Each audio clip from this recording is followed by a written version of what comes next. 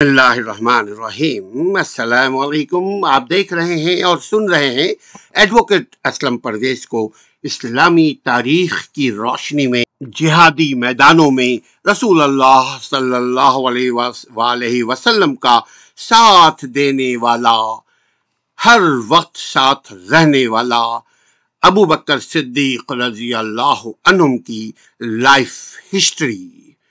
अभी सुलह हुदैबिया के मुतालिक अबू बकर सिद्दीक रजी अल्लाह अन्हुम के कारनामे, यानी जैसे को तैसा कैसा किया।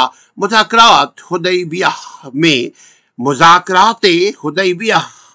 में सैयदना अबू बकर सिद्दीक रजी अल्लाह अन्हुम का किरदार, यानी सुलह हुदैबिया और सैयदना अबू बकर सिद्दीक रजी अल्लाह अन्हुम रसूल अल्लाह सल्लल्लाहु अलैहि वसल्लम ज़ुल्क़दा 6 हिजरी यानी 6 ज़ुल्क़दा के महीने और साल हिजरी का छठा हिजरी 1400 सहाबा इकराम के साथ रसूल अल्लाह सल्लल्लाहु अलैहि वसल्लम ज़ुल्क़दा 6 हिजरी को 1400 सहाबा इकराम के साथ उम्रे के लिए मक्का मुअज़्ज़मा को निकले, यानी 1400 सहाबा इकराम को साथ लेकर बैतुल्लाह की ज़ियारत के इरादे से मदीना से निकले।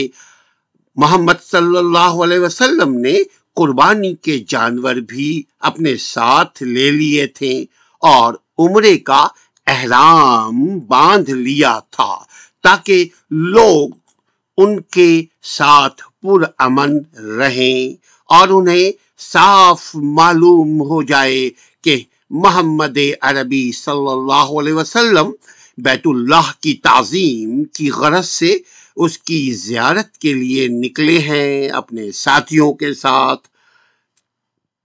और साथियों की जो तादाद थी 1400 थी। आप सल्लल्लाहु अलैहि वसल्लम ने बनु खज़ाया के कबीले से अपने एक आदमी को बतौर गाइडर, बतौर स्पाई, बतौर जासूस आगे रवाना किया। वो ये इतला लेकर लौटा मक्का से कि अहले मक्का ने आपको खाने काबा में दाखिले से रोकने के लिए लश्कर जमा कर लिया है। इस पर रसूल अल्लाह सल्लल्लाहु अलैहि वसल्लम ने फरमाया, ऐ लोगो, यानी अपने 1400 सहाबा जो उनके साथ थे उनसे मुखातिब होकर फरमाया कि ऐ लोगो, मुझे मशवरा दो। इससे साबित होता है कि जब भी कोई आप अच्छा काम करें तो कोशिश करें मशवरे के साथ अच्छा काम करें, ख्वाह घर का काम हो या बाहर का काम। आप अगर मशवरा करेंगे उसमें सकीनत बरसेगी। आप अगर मशवरा करेंगे आपस में मोहब्बत करने वाले अक्लमंद लोगों के साथ तो उस काम में खैर व बरकत होगी इंशाअल्लाह ताला। सैयदना अबू बकर सिद्दीक रजी अल्लाह अन्हुम ने जवाबन, यानी जब नबी सल्लल्लाहु अलैहि वसल्लम ने फरमाया ऐ लोगों मुझे मशवरा दो, तो सैयदना अबू बकर रजी अल्लाह अन्हुम ने कहा, ऐ अल्लाह के रसूल सल्लल्लाहु अलैहि वसल्लम, आप बैतुल्लाह की ज़ियारत के इरादे से निकले हैं। आप जंग के ख्वाहिशमंद हैं, ना किसी को कत्ल करने का इरादा रखते हैं। लिहाजा आप अपने मकसद की तामील के लिए अपने मंजिल की तरफ रवाना रहिए, जारी रखिए अपने सफर को। और नंबर 2, यानी पहले तो यह है कि आपका मकसद है और मकसद को कंटिन्यू रखें। दूसरा, अबू बकर सिद्दीक ने इसके पार्ट का दूसरा जवाब दिया, जो शख्स भी हमें बैतुल्लाह में दाखिले से रोकेगा, यानी हम नेक काम कर रहे हैं, हम सफर पे जा रहे हैं, अगर कोई रोकेगा तो हम यकीनन उसको उसका जवाब देंगे, यानी हम कत्ल करेंगे। वो अगर हमें कत्ल करने लगेगा तो हम क्या करेंगे? हम भी वही काम करेंगे अल्लाह का नाम लेकर। अल्लाह के नबी सल्लल्लाहु अलैहि वसल्लम ने फरमाया, तो अल्लाह का नाम लेकर सफर को जारी रखो। दूसरी तरफ कुरैश की हालत ये थी کہ وہ شدید مشتعل تھے۔ انہوں نے حلف اٹھایا ہوا تھا کہ محمد عربی صلی اللہ علیہ وسلم کو کسی صورت مکہ میں داخل نہیں ہونے دیں گے۔ اس کے بعد رسول اللہ صلی اللہ علیہ وسلم اور اہل مکہ کے مابین مذاکرات کا سلسلہ شروع ہوا۔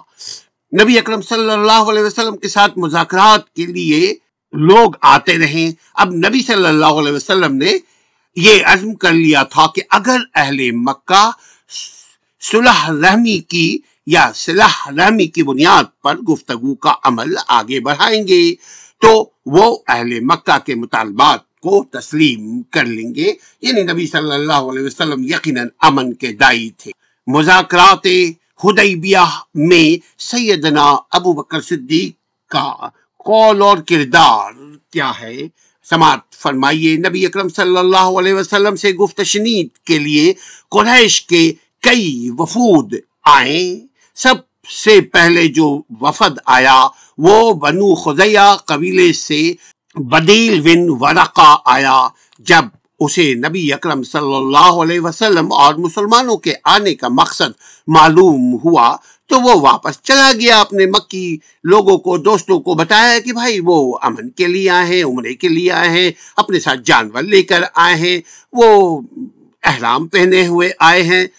پھر مکہ والے نے دوسرے وفد کو بھیجا، اس کا نام تھا مکرس بن حفص۔ پھر وہ بھی ناکام ہوا، وہ بھی چلا گیا کہ جی بھائی امن کے لیے آئے ہیں، واپس چلا گیا۔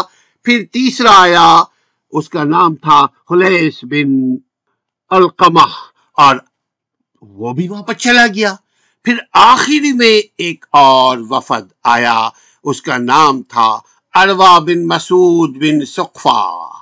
یہ آیا، یہ مذاکرات رسول اللہ صلی اللہ علیہ وسلم اور عروہ بن مسعود ہی کے مابین ہوئے۔ یعنی تاریخ اسلام میں جو صلح یعنی ایگریمنٹ، جو حدیبیہ کا ایگریمنٹ ہوا تھا، وہ ان دو کے مابین، اس طرف نبی محمد صلی اللہ علیہ وسلم اور دوسری طرف عروہ بن مسعود تھا۔ اس گفت شنید میں سیدنا ابو بکر صدیق اور چند دیگر صحابہ اکرام بھی شریک گفتگو ہوئے۔ عروہ بن مسعود نے کہا، محمد صلی اللہ علیہ وسلم، آپ ان اوباش لوگوں کو جمع کر کے اپنے ساتھ لے آئے ہیں تاکہ آپ ان کی مدد سے بیت اللہ کی حرمت پامال کر سکے۔ قریش کے لوگ اپنے مردوں، اپنے عورتوں، قریش کے لوگ اپنے چھوٹوں اور اپنے بڑوں سمیت چیتے کی کھالیں پہن کر نکل آئے ہیں۔ انہوں نے اللہ کے نام پر قسمیں اٹھا رکھی ہیں کہ آپ کو اور آپ کے ان ساتھیوں کو مکہ مکرمہ میں داخل نہیں ہونے دیں گے۔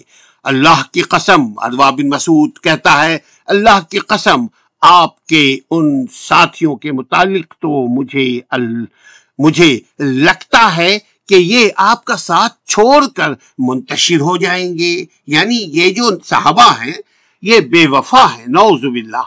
یہ اس پر سیدنا ابو بکر صدیق رضی اللہ عنہم غیظ و غضب کے عالم میں فرمایا، اپنے معبود لات کی انہوں نے جیسا اس نے کہا، عروہ بن مسعود نے جیسے سوال کیا ویسے ابو بکر صدیق نے اس کو ڈانٹ پلائی کہ ہم چھوڑ کر بھاگ جانے والوں میں سے نہیں ہیں۔ عروہ کہنے لگا، یہ کون ہے جو جواب دیتا ہے؟ لوگوں نے بتایا، یہ ابو بکر صدیق ہے عروہ۔ وہ کہنے لگا، یعنی عروہ بن مسعود کہنے لگا جو دوسری طرف کا ایلچی تھا، کہ اس ذات کی قسم جس کے ہاتھ میں میری جان ہے، اگر آپ کا میرے اوپر، یعنی ابو بکر کا میرے اوپر وہ احسان نہ ہوتا جس کا بدلہ میں آپ کو نہیں دے سکا تو میں آپ کو اس بات کا بھرپور جواب دیتا۔ سیدنا ابو بکر صدیق نے اس سے قبل عروہ بن مسعود پر کوئی احسان کیا تھا۔ ویسے ابو بکر صدیق رضی اللہ عنہ کی یہ عادت مبارکہ تھی کہ وہ ضرورت مندوں کی ضرورت پوری کرتے تھے، وہ مظلوموں کی داد رسی کرتے تھے، وہ غریبوں کی مدد کرتے تھے، وہ غلاموں کو آزاد کرواتے تھے، بے بسوں کو بے بس اور بے سہاراؤں کے سہارا بنتے تھے۔ یہ سیدنا ابو بکر کی صفات تھی۔ سیدنا ابو بکر صدیق کے مذاکرات قبول، سیدنا ابو بکر صدیق کے مذکورہ قول یعنی جو آپ نے ڈانٹا عروہ بن مسعود کو، وہ بہت سخت تھا، سخت الفاظ استعمال کیا، یعنی نبی کے خلاف اگر کوئی بولے تو صحابہ برداشت نہیں کرتے تھے۔ صحابہ کو یہ صفت تھی کہ وہ ان کے ذات کے خلاف بات کریں گے تو وہ بولیں گے کوئی بات نہیں، لیکن اگر میرے نبی کے خلاف کوئی بات کرے گا، میرے نبی کے خلاف کوئی حرکت کرے گا تو وہ بھگتے گا۔ عروہ بن مسعود کی کوشش تھی کہ وہ نفسیاتی حملہ کر کے مسلمانوں کو ذہنی لحاظ سے شکست دے، مسلمانوں کو پست کرے، مسلمانوں کی حوصلہ شکنی ہو، اس قسم کے الفاظ وہ استعمال کیا کرتا تھا۔ قریش کی عسکری قوت کو عروہ بن مسعود نے بڑھا چڑھا کر کے بیان کیا تھا کہ ہمارے بچے، ہمارے جوان، ہمارے بوڑھے، ہماری عورتیں، ہمارے سپاہ، ہمارے سردار سب آپ سے لڑنے کو تیار ہیں۔ اس نے یعنی عروہ بن مسعود نے اپنے موقف کی تصویر کشی اس طرح سے کی تھی کہ سب ہی قسم کھا کر کے بیٹھے ہیں کہ محمد عربی کو داخل نہیں ہونے دیں گے۔ اس کے خیال میں یہ تھا، اس کے خیال میں وہ سوچ یہ رہا تھا کہ اس طرح سے نفسیاتی طور پر ہم انڈر پریشر میں لے کر آ جائیں گے، پریشر میں ان صحاباؤں کو لے جائیں گے، مگر اس نادان کو کیا پتا یہ نبی کے صحابی ہیں، یہ نبی کے دوست ہیں، یہ نبی کے کمپینین ہیں، یہ تو نبی کے کمپینین ہیں۔ عام مسلمان بھی نبی کے خلاف کمپرومائز نہیں کرتا، عام مسلمان بھی نبی کے متعلق کوئی بات ہو جائے وہ برداشت نہیں کرتا، کیونکہ ایمان ہے ہمارا آپ کا کہ میرا نبی لے کر آیا وہ رسالت جو رہنمائی کرتا ہے، جو دین دنیا ہمارے لیے بھلائی کے لیے، دین دنیا کی بھلائی کا پیغام لے کر آیا ہے، جنت کی خوشخبری لے کر آیا ہے، اسلام لے کر آیا ہے محمد صلی اللہ علیہ وسلم۔ مسلمانوں کی صفوں میں عروہ بن مسعود کوشش کر رہا تھا کہ شکوک و شبہات اور فتنہ پیدا ہو جائے۔ جب عروہ بن مسعود نے اسلامی لشکر کے قائد اور اس کی سپاہ کے مابین پائے جانے والے مضبوط اعتماد کو کمزور کرنے کے لیے نبی اکرم صلی اللہ علیہ وسلم سے اس قسم کے الفاظ کہے، آپ نے اوباش لوگوں کو جمع کیا ہوا ہے۔ اوباش کا مطلب کمزور لوگ، آوارہ لوگ، فالتو لوگ۔ میں تو سمجھتا ہوں، عروہ بن مسعود یہ بھی کہتا ہے کہ آپ نے اوباش لوگوں کو جمع کر لیا ہے، میں تو سمجھتا ہوں کہ یہ اوباش لوگ آپ کے یہ ساتھی آپ کا ساتھ چھوڑ کر منتشر ہو جائیں گے۔ یہ تھا عروہ بن مسعود کا خیال۔ اس موقع پر سیدنا ابو بکر صدیق رضی اللہ عنہم کے منہ توڑ جواب نے الٹا عروہ بن مسعود کے احساسات، جذبات اور نفسیات کو شدید جھٹکے سے دوچار کیا۔ صدیق اکبر رضی اللہ عنہم کا یہ کردار آپ کی انتہا درجے کی ایمانی غیرت، آپ کی انتہا درجے کی نبی سے محبت اور آبرو مندانہ جذبات کی علامت ہے۔ اسی بارے میں اللہ تعالی نے قرآن پاک میں فرمایا، اور تم سستی نہ کرو، اور تم سستی نہ کرو، اور نہ غم کھاؤ، اور تم سستی نہ کرو اور نہ غم کھاؤ، تم ہی غالب رہو گے اگر تم مومن ہو۔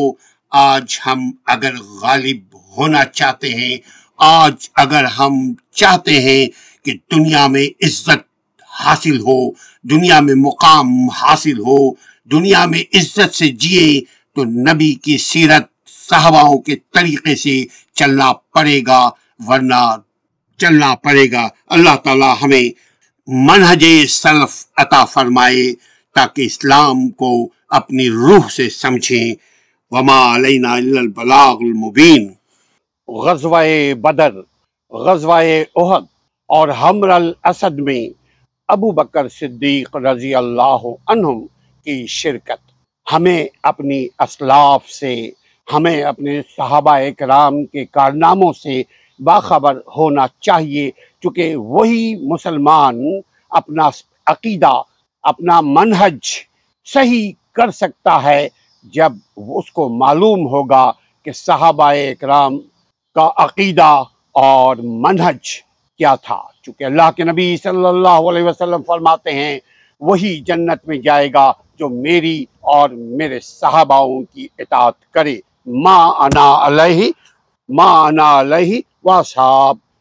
میں ہوں ایڈوکیٹ اسلم پرویز، اور غزوہ احد میں ابو بکر صدیق رضی اللہ عنہم کی شرکت مبارک کیسے ہوئی، آپ کے کیا کارنامے تھے، آپ کی کیا جانثاری تھی، آپ کے کیا عزائم تھے، آپ کے ایمان کا لیول کیا ہوا کرتا تھا، آئیے ہم تاریخ اسلام کی روشنی میں، حدیث اور منہج صحابہ کی روشنی میں ہم جاننے کی کوشش کرتے ہیں۔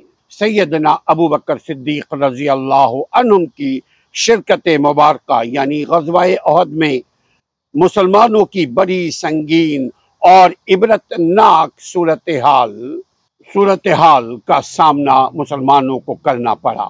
یاد رکھیں، اگر ہم اپنے نبی، اپنے پیارے رسول اللہ صلی اللہ علیہ وسلم سے آگے جائیں گے تو بھی خسارے میں مبتلا ہو جائیں گے، تو بھی ہم لوزر ہوں گے، اور اگر ان کو پیچھے چھوڑ دیں گے تب بھی ہم منزل نہیں پائیں گے۔ غزوہ احد میں بھی یہی ہوا۔ اللہ کے نبی صلی اللہ علیہ وسلم نے فرمایا، اس ٹلے پہ چند صحاباؤں کی ڈیوٹی لگا دی تیر کمان کے ساتھ کہ کچھ بھی ہو جائے کسی صورت میں اس ٹلے سے مت اترنا۔ مگر بھول گئے وہ صحابہ، اور انہوں نے جب دیکھا کہ غزوہ احد میں مسلمانوں کی کامیابی ہو رہی ہے تو آپ لوگ اوپر سے نیچے اترنے لگے، اور تاکہ دیگر مسلمانوں کی مدد کریں، اور جو مال و اسباب بھی تھے، جو زخمی تھے، ان سبوں کی مدد کی جائے، اور جو مال و اسباب، مال غنیمت وغیرہ کو اکٹھا کیا جائے۔ اس میں دیگر صحاباؤں کی مدد کرنے کی نیت سے، دیگر صحاباؤں کی نیت اچھی تھی، مگر خالی نیت، میری نیت نہیں چلے گی، میری نیت بھی تابع ہو اللہ رسول کی اطاعت میں، میرا عمل بھی تابع ہو اللہ رسول کی اطاعت میں۔ تو غزوہ احد مسلمانوں کو کیوں شکست ہوئی، ہر مسلمان کو جاننا ضروری ہے، تبھی ہم نبی کی اطاعت، نبی کے فرمان کے طریقے سے کریں گے۔ صحابہ اکرام نبی صلی اللہ علیہ وسلم کے آس پاس چاروں طرف سے چھٹ گئے، اور میدان کارزار کے گوشوں یعنی کونے ادھر ادھر کناروں کی طرف منتشر ہو گئے، ڈسپرس ہو گئے۔ پھر اچانک یہ افواہ پھیل گئی، یہ ریومر پھیل گئی کہ خدا نخواستہ نبی صلی اللہ علیہ وسلم کو کسی نے کچھ کر دیا ہے، یعنی شہید کر دیا گیا ہے۔ اس افواہ کے نتیجے میں، اس جھوٹ کے پھیلانے کے نتیجے میں، اس ریومر کے نتیجے میں صحابہ اکرام مایوس ہو گئے، اور ہر صحابہ کا اس وقت جو رد عمل تھا، جو ریاکشن تھا کچھ، اور یا رسپانس تھا، کچھ کا ریاکشن ایسا تھا، کچھ کا رد عمل ویسا تھا، کچھ کا رسپانس بڑا پازیٹیو تھا۔ ہر لحاظ سے صحابہ نیتاً غلط نہیں تھے، مگر نبی کی وہ ایک حکم کو آپ بھول گئے۔ بالکل، جب ہم بھول جائیں گے کسی چیز کو تو یقیناً ہمیں نقصان تو اٹھانا پڑے گا۔ یہ احد کا میدان، یہ ایک پہاڑ کا ٹیلہ بھی ہے، اور اس کے گرد جو میدان ہے، جو سرفیس ہے، جب خبر ملی کہ خدا نخواستہ نبی صلی اللہ علیہ وسلم کو نقصان پہنچ گیا ہے تو ہر ایک صحابہ الگ الگ انداز میں اظہار افسوس کر رہے تھے. وہ سب منتشر ہونے لگے، وہ سب میدان میں پھیل گئے، غزوہ احد کے میدان میں پھیل گئے، منتشر ہو گئے. اس عالم میں جب لوگ بھاگ رہے تھے، کچھ نارتھ کی طرف، کچھ مشرق کی طرف، کچھ مغرب کی طرف، کچھ ساؤتھ کی طرف، یعنی اس وقت کسی کو کوئی بات سمجھ میں نہیں آ رہی تھی کہ ہم کریں تو کیا کریں، کریں تو کیا کریں. مگر اسی عالم میں یار غار رفیق محمد صلی اللہ علیہ وسلم، صدیق اکبر رضی اللہ عنہم، بھیڑ کو، رش کو، لوگوں کو چیرتے ہوئے اللہ کے نبی صلی اللہ علیہ وسلم کی طرف دوڑے، بالکل ایسی جیسے کمان سے تیر نکلتا ہے. وہ آپ کی طرف لپ کے چلے جا رہے تھے، چیرتے ہوئے، اپنی جان کی پرواہ نہیں کر رہے تھے. ابو بکر صدیق، ان کو فکر تھی تو ایک ہی فکر تھی کہ میرا نبی، میرا رسول، اس کو کہیں کچھ ہو نہ جائے. وہ لوگوں کو ہٹاتے ہوئے، دوڑتے ہوئے، تیزی کے ساتھ، تیزی قدموں کے ساتھ نبی صلی اللہ علیہ وسلم کے خدمت میں حاضر ہو گئے. اس کے بعد ابو عبیدہ بن جراح پہنچے، اس کے بعد طلحہ پہنچے رضی اللہ عنہم، اس کے بعد زبیر بن عوان پہنچے، اس کے بعد عمر بن خطاب رضی اللہ عنہم پہنچے، حارث بن ثمامہ پہنچے، اس کے بعد ابو دجانہ پہنچے، اس کے بعد سعد بن ابی وقاص رضی اللہ عنہم پہنچے، اور دیگر صحابہ کرام بھی اللہ کے نبی صلی اللہ علیہ وسلم کے پاس پہنچ گئے. جو ہی خبر ملی کہ خدا نخواستہ نبی صلی اللہ علیہ وسلم کو کچھ ہو گیا ہے تو یہ سب سے پہلے سیدنا ابو بکر صدیق رضی اللہ عنہ لوگوں کو چیرتے ہوئے، کسی سے کوئی سوال جواب کیے بغیر، کسی سے بھی کوئی بات چیت کیے بغیر، صرف ان کا نشانہ تھا تو نبی صلی اللہ علیہ وسلم. تو نبی صلی اللہ علیہ وسلم کے پاس دوڑتے ہوئے پہنچے، ہجوم کو چیرتے ہوئے. اس کے بعد عمر بن خطاب پہنچے، سعد بن ابی وقاص پہنچے، ابو طلحہ پہنچے، اور دیگر صحابہ اکرام وہ بھی پہنچے. پھر نبی کریم صلی اللہ علیہ وسلم کو لے کر کے یہ جو احد کی گھاٹی تھی، جس کو جبل کا مطلب پہاڑ، جبل احد کی گھاٹی کونے پہ لے جا کر کے، جہاں سیف جگہ تھا، جہاں محفوظ مقام تھا، وہاں لے کر نبی صلی اللہ علیہ وسلم کو یہ تمام آسمان کے تارے، یہ تمام صحابہ اکرام لے کر نبی صلی اللہ علیہ وسلم کو اس گھاٹی میں پہنچے جو ایک محفوظ مقام تھا، تاکہ وہاں سے، اس گھاٹی سے، اس محفوظ مقام سے، اس جگہ سے سب سے پہلے نبی کی جان کو سلامت رکھا جائے، سب سے پہلے نبی صلی اللہ علیہ وسلم کو ہرٹ ہونے سے بچایا جائے، اور اس کے بعد وہاں سے بیٹھ کر کمان کیا جائے، وہاں سے بیٹھ کر دیگر صحاباؤں کی حوصلہ افزائی کی جائے، وہاں سے بیٹھ کر دیگر صحاباؤں کو بلایا جائے، تاکہ جنگ کی بازی پلٹا جا سکے، جنگ ہاری ہوئی جنگ یا نقصان اٹھاتی ہوئی یہ جنگ، اس کو فائدے میں تبدیل کیا جا سکے، یعنی خسارے سے بچایا جا سکے، صحاباؤں کے شہید ہونے سے. صحاباؤں کو بلایا، دعائیں بھی کیا کرتے تھے صحابہ، خالی زور بازو پر گھمنڈ نہیں تھا. یقیناً دشمنوں کے سامنے زور بازو دکھانا ضروری تھا، لیکن صحابہ اکرام کی ایک عادت تھی کہ وہ عمل بھی کرتے تھے، دعا بھی کیا کرتے تھے، اس لیے کہ دعا سے بنتی ہے تقدیر، دعا سے ٹلتی ہے مصیبتیں۔ اگر ہم بھی چاہتے ہیں کہ ہمارے حالات اچھے ہو جائیں تو ہم دعا کے ساتھ عمل کو رکھیں جاری، مگر یہ دونوں چیز تابع ہو اللہ اور رسول کی۔ تابع کا مطلب نافرمانی نہ ہو اللہ اور رسول کی۔ سیدنا ابو بکر صدیق رضی اللہ عنہم فرماتے ہیں کہ غزوہ احد میں جو سب سے زیادہ کمال کیا وہ طلحہ نے کیا۔ جو سب سے زیادہ غزوہ احد میں غزوہ احد کا دن در حقیقت طلحہ رضی اللہ عنہم کی جانثاری، بہادری، جواں مردی کا دن تھا یہ جنگ احد۔ اور ابو بکر صدیق یہ فرما کر یعنی کریڈٹ دے رہے تھے طلحہ رضی اللہ عنہم کو کہ ان کی جانثاری، ان کی بہادری غزوہ احد میں ہوشیاری کے ساتھ، جواں مردی کے ساتھ، ہمت کے ساتھ سب سے زیادہ نظر آ رہی تھی۔